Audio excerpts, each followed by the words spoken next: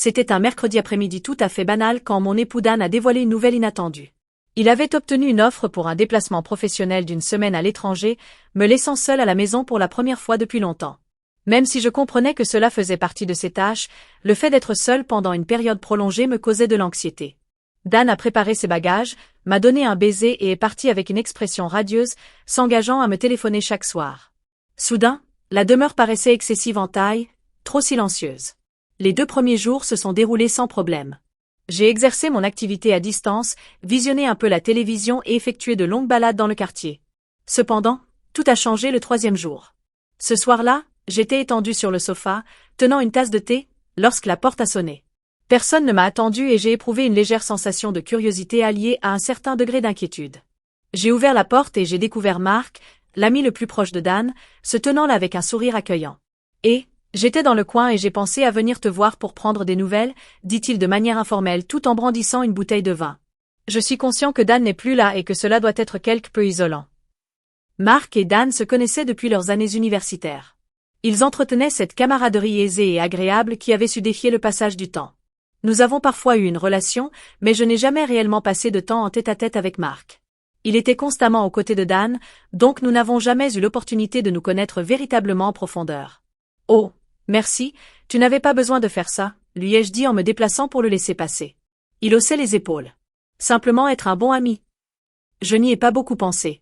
En fin de compte, Marc était considéré comme un membre de la famille.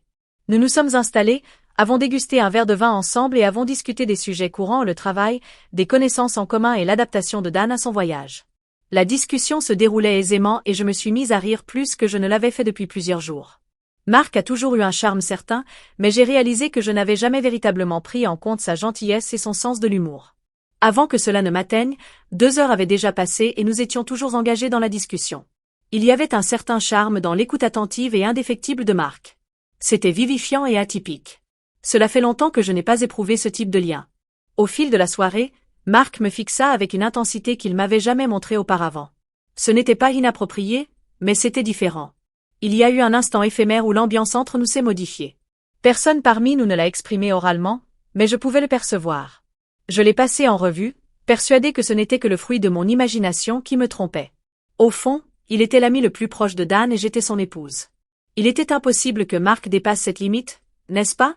J'ai rapidement dévié de la conversation, réalisant que la soirée touchait à sa fin, j'ai informé Marc que j'avais besoin d'aller dormir. Il a souri, m'a remercié pour ma présence et s'en est allé sans aucune hésitation.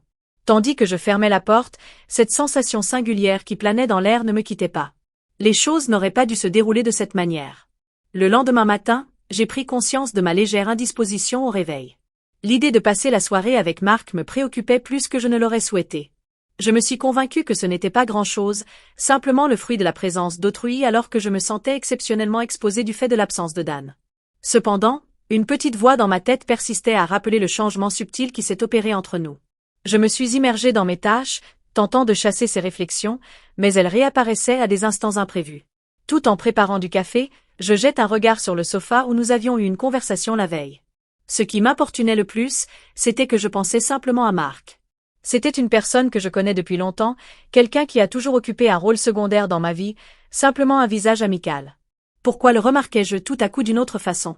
L'après-midi arrivé, je n'étais plus en mesure de contenir mon désir de discuter avec quelqu'un. J'ai contacté mon amie Lily, l'unique personne qui m'écouterait sans porter de jugement.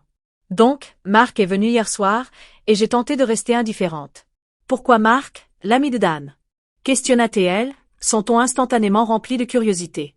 Juste pour avoir de mes nouvelles, je présume. Nous avons trinqué avec quelques verres de vin et discuté. C'était agréable, mais... J'hésitais. Mais quoi? Elle insiste. Je poussai un soupir. Je ne sais pas. Il y a eu une période, un instant que je ne saurais décrire. Ce n'était rien, mais c'était comme si c'était quelque chose. Lily demeura silencieuse pendant un moment. Et que lui a-t-il fait précisément?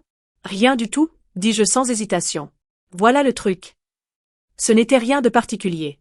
C'était plutôt une sensation de « ah », comme si nous étions tous les deux conscients de quelque chose qu'on n'aurait pas dû remarquer. Lily prend un moment pour réfléchir. Eh bien, c'est compliqué. Il est l'ami le plus proche de Dan. Il se peut que ce n'était qu'une illusion due au vin. Peut-être, ai-je exprimé, bien que, dans le fond, je restais sceptique. Le reste de la journée a été consacré à tenter de détourner mon attention de cette discussion, mais Marc semblait occuper chaque recoin de mon esprit. C'était insensé. Il n'était qu'un ami sincère et j'exagérais, car je ressentais de la solitude. Ce soir-là, alors que je prenais place à table pour un repas en solitaire, mon téléphone a vibré. Il s'agit d'un message de Marc. J'ai eu une excellente soirée hier. J'espère que je ne me suis pas imposée. J'ai composé le message, hésitante sur la façon de répondre. J'ai essayé différentes réponses avant de choisir une toute simple. Absolument pas. C'était plaisant d'avoir de la compagnie. Quelques minutes plus tard, sa réponse a été reçue. Heureux de l'écouter. Je comptais revenir demain si tu es disponible. Sans aucune pression, bien entendu. J'ai eu des doutes. Une part de moi souhaitait dire non pour empêcher que cette situation ne prenne une direction incontrôlable. Cependant, l'autre partie, celle qui se sentait isolée et lassée depuis plusieurs jours, était tentée. Ce n'était pas comme si quelque chose allait arriver. Est-ce que je me suis dit? C'était simplement une autre visite d'un ami. Très bien, demain me convient. Ai-je réagi avant d'avoir pu y réfléchir suffisamment? Le lendemain s'est écoulé dans un tourbillon d'énergie nerveuse. Je ne pouvais pas m'empêcher de réfléchir à mes actions. Est-ce que je me préparais à quelque chose sur lequel je n'aurais aucun contrôle? Est-ce que tout cela se déroulait seulement dans mon esprit? Ce soir-là, Marc est à nouveau venu, cette fois-ci avec des plats à emporter. Nous nous sommes installés à la table de la cuisine, dégustant un repas tout en conversant comme la journée précédente. Cependant, cette fois-ci, l'énergie entre nous était encore plus intense.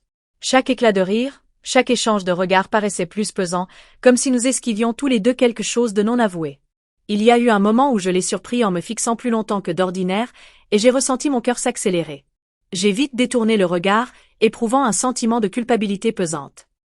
C'est absurde, ai-je pensé. Il est l'ami de Dan, tout ira bien. J'ai commencé par l'idée de laisser quelque chose se produire, et ça me terrifiait. L'ambiance de vigilance demeurait, nous avons éludé le sujet en recourant à des banalités et à une discussion informelle, mais la tension était manifeste. Et puis, sans y penser, je me suis surprise à dire quelque chose que je n'avais pas prévu. Marc, t'arrive-t-il parfois de te poser la question de ce qui se passerait si nous n'avions aucune attache avec autrui?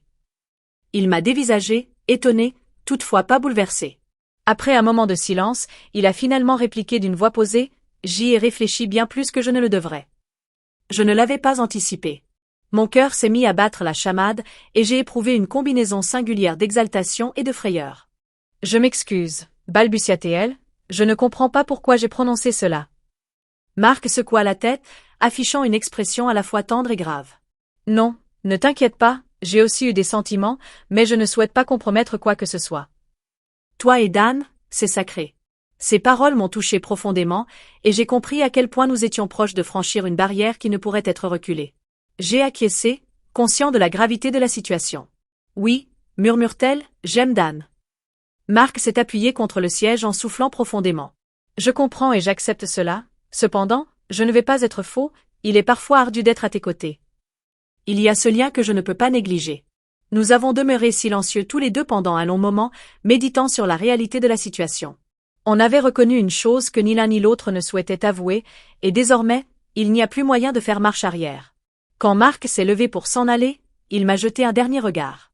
Je devrais m'en aller avant que nous commettions une erreur. J'ai acquiescé sans pouvoir articuler un mot, puis j'ai observé sa silhouette passer la porte. Après son départ, la maison paraissait encore plus vide et je faisais face à un imbroglio d'émotions chaotiques en moi. Le jour suivant la seconde visite de Marc, j'ai ouvert les yeux sur un mélange d'apaisement et d'appréhension. Une partie de moi était soulagée que nous ayons retrouvé notre lucidité, mais l'autre ne cessait de réfléchir à la profondeur de notre discussion. À quel point étions-nous près de faire quelque chose qui pourrait détruire mon mariage?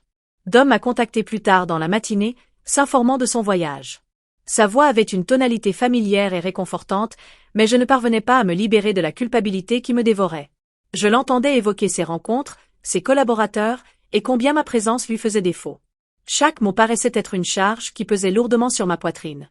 Je me suis retrouvée à réagir instinctivement, tentant de donner l'impression d'être gaie et ordinaire. Mais j'étais loin de cela. Je ressentais comme si j'existais dans deux univers distincts, l'un où j'étais la femme dévouée de Dom, et l'autre où Marc avait suscité des émotions que je n'étais pas prête à gérer. Un peu plus tard dans la soirée, j'ai choisi de contacter Marc, simplement pour vérifier que tout restait en ordre entre nous. Je souhaitais éviter toute situation inconfortable, mais il m'était également nécessaire de confirmer que nous étions en accord, que rien n'avait changé. « Salut !» J'ai dit ça quand il a répondu, tentant de donner l'apparence d'être détendu. Je voulais simplement vérifier que tout est en ordre, tu sais, suite à hier soir. Il y a eu une interruption de l'autre côté du fil. Oui, tout est en ordre, a-t-il déclaré, mais le ton de sa voix n'était pas aussi décontracté que d'habitude. Es-tu certaine? Je ne veux pas que notre relation devienne étrange, persiste-je. Mark pusa, un léger soupir. Écoute, ce n'est pas étrange, mais je ne vais pas déguiser la vérité, je pense que nous devons être vigilants. Peu importe ce que c'est entre nous, cela représente un danger pour nous deux. Je savais qu'il avait raison, je suis d'accord, je ne veux pas tout compromettre. Je ne suis pas d'accord non plus, a-t-il dit, mais tu vois, c'est compliqué. Je t'ai pensé bien plus souvent que je ne devrais, et je suis conscient que c'est fautif. Transmets-les à mon meilleur ami, et tu es son épouse. Son intégrité m'a pris de court, et pendant un moment, je restais sans voix. J'avais éprouvé les mêmes sentiments, et l'entendre le reconnaître à haute voix rendait tout cela plus tangible. Il faut qu'on mette fin à ça, Mark, dis-je finalement. Ma voix ferme, peu importe quoi, il ne peut pas y avoir de suite. J'aime Dan, et je ne peux pas lui faire de la peine de cette manière. La tonalité de Mark s'adoucit. Je comprends, je ne souhaite pas non plus lui faire de la peine. Un silence prolongé s'est installé entre nous, la lourdeur de la situation pesant dans l'atmosphère. J'étais conscient qu'il fallait mettre un terme à cette tension, à ce qui s'était instauré entre nous, mais plus j'éprouvais le besoin de me persuader, plus je réalisais combien cela serait ardu. Suite à la connexion, j'ai éprouvé une curieuse impression de clôture. Je me disais que c'était la bonne décision. Bien que Mark et moi restions simplement des amis, malgré certains sentiments non exprimés, je ne pouvais ignorer la sensation de vide qui persistait. Il s'était produit un changement irréversible entre nous, rendant impossible tout retour à la situation antérieure. Les jours qui ont suivi se sont écoulés à une vitesse fulgurante. J'ai pris le large dans mon travail, essayant de garder la tête occupée, tout sauf me concentrer sur Mark ou sur cette tempête d'émotions qui m'envahissait. Dan était censé revenir dans les jours à venir et j'étais résolu à tout laisser derrière moi avant son arrivée. Mais rien ne s'est déroulé comme prévu. Juste avant le retour de Dan, j'ai reçu un message de Mark. Est-ce que je peux parler? Mon cœur a été bouleversé. J'étais conscient que je ne devrais pas répondre, mais une partie de moi était incapable de résister. Je ne pouvais pas laisser les choses en suspens. Très bien, ai-je répliqué, ressentant une boule se constituer dans mon ventre. Ce soir-là, Mark est revenu encore une fois. Je m'étais juré que ce serait la dernière fois, que nous aurions une ultime discussion pour faire le point, puis nous retournerions à nos vies habituelles. Mais dès son arrivée, j'ai compris que ce ne serait pas aussi facile. Nous nous sommes installés sur le sofa, tous les deux esquivant un moment le contact visuel, l'atmosphère chargée de tension. Je suis navré, finit par dire Mark, brisant finalement le silence. Je regrette de t'avoir envoyé un message, c'est juste que j'ai du mal à gérer tout cela et je ne savais pas comment agir. J'ai hoché la tête. Tu n'es pas responsable pour cela, tout ceci nous a échappé. Nous n'aurions jamais dû permettre que la situation en arrive à ce point. Mark me dévisagea avec une expression grave. Je le sais, néanmoins, je ne peux m'éviter de penser à toi, et c'est précisément là le souci. Je ne souhaite pas éprouver cela, pourtant je le ressens. J'ai eu du mal à déglutir, ressentant mes propres émotions affluer à la surface. Mark, nous ne pouvons pas agir ainsi, ce n'est pas équitable pour Dan, ni pour l'un de nous deux d'ailleurs. Il acquiesça lentement. Tu as raison, ce n'est pas équitable, mais cela ne simplifie pas les choses. Nous n'avons pas échangé pendant un certain temps. La lourdeur de tout cela pesait entre nous, sans être explicitement exprimée, mais tacitement comprise. J'étais conscient de la connexion entre nous, l'envie de laisser quelque chose se produire, d'abandonner à ce que cela était, mais je savais que si nous franchissions cette limite, il n'y aurait pas de retour possible. Je ne peux pas, soufflai-je, plus pour lui que pour moi-même, je ne peux pas faire ça. Mark se mit debout, en passant la main dans sa chevelure. Je comprends, je devrais m'en aller. Cependant, personne ne fit mouvement, nous étions immobilisés au bord d'un gouffre dans lequel il ne nous plaisait pas de chuter. Finalement, Mark fit demi-tour pour s'en aller, mais avant d'arriver à la porte, il s'immobilisa et me jeta un dernier regard. Pour ce que ça vaut, j'ai des sentiments pour toi, mais je ne peux pas être celui qui mettra fin à ton mariage. Et sur ces mots, il s'est éclipsé. Quand la porte s'est clouée derrière lui, j'ai éprouvé un curieux mélange de soulagement et de mélancolie. J'avais choisi la bonne voie, mais cela ne semblait pas être une victoire. C'était comme si j'avais égaré quelque chose d'essentiel, quelque chose dont je n'étais même pas consciente que je le désirais. Le jour suivant, Don est revenu. Sa étreinte accueillante m'était familière et apaisante, cependant je percevais en moi une distance inexplicable. J'ai souri et ri à ses récits, retrouvant le tempo de notre existence commune. Cependant, quelque chose avait changé. Mark et moi n'avons plus eu de conversation depuis cette nuit-là. Nous avons évité de nous rencontrer, s'accordant tacitement pour laisser ce qui aurait quasiment pu se produire sombrer dans l'oubli. C'était plus simple de cette manière, plus sûr. Avec le temps, la tension s'est estompée dans les souvenirs, mais elle a laissé une empreinte, un stigmate que ni l'un ni l'autre ne reconnaîtrait jamais. Une note que même les limites les plus robustes peuvent plier face à la charge d'émotions non exprimées. Et même si je ne l'ai jamais dépassée, j'étais consciente que je m'en étais approchée de manière alarmante. Merci d'avoir visionné cette vidéo, n'oubliez pas de vous souscrire à cette chaîne pour davantage de contenu.